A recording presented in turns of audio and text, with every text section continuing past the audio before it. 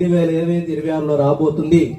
మనిషి మేధస్సు, జ్ఞానము వీటిని బట్టి అనేకమైన శ్రమలు వస్తాయి. ఏదైతే కనిపెట్టాడో దాన్ని బట్టే సమస్యలు వస్తాయి. 2025-26లో disease will come by the electronics. ఈ యొక్క ఎలక్ట్రానిక్ ద్వారా సంబంధించిన ద్వారా అనేక మంది సమస్యల్లో అనేది చిక్కుకోవడం జరుగుతూ ఉన్నది. రెండవదిగా అగ్ని నిప్పు కనిపిస్తుంది. దేశాలపైన అగ్ని, రాష్ట్రాలపైన అగ్ని, పట్టణాలపైన అగ్ని, దేశ విదేశాలపైన ఈ యొక్క దేవుని యొక్క అగ్ని అనేది కనిపిస్తుంది. బైబిల్లో మీరు చూసినట్లయితే, నాకు సమయం లేదు కాబట్టి అగ్ని ఎక్కడెక్కడ పడిందో, ఏ సందర్భంలో పడిందో మీకు తెలుసు.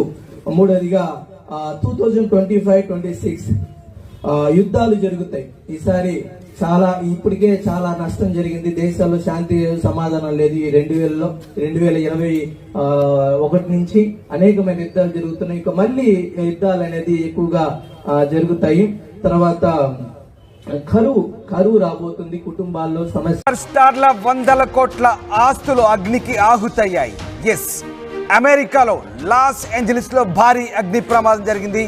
సంపన్నుల నగరంగా చెప్పే లాస్ ఏంజలీస్ అగ్ని ప్రమాదానికి గురైంది. హాలీవుడ్ నటులు నివసించే ప్రాంతాల్లో కార్చిచ్చు రేగింది. గంటల్లోనే శరవేగంగా మంటలు విస్తరించాయి. కార్చిచ్చుతో వేల ఎకరాల అడవులు కాలిపోయాయి. లాస్ ఏంజలీస్ లో అత్యవసర పరిస్థితిని ప్రకటించింది ప్రభుత్వం. ఇక 3000 ఎకరాల అడవి మంటల్లో దగ్ధమైంది. 30,000 మందిని సురక్షిత ప్రాంతాలకు తరలించారు. దాదాపు 13,000 నివాస సముదాయాలు పూర్తిగా అగ్నికి ఆహుతైన పరిస్థితి కనబడుతోంది. అమెరికాలోని లాస్ ఏంజలీస్ శివార్లో భయంకరమైన అడవి మంటల హోరు గాలికి ఎగిసిపడుతూ భవనాలని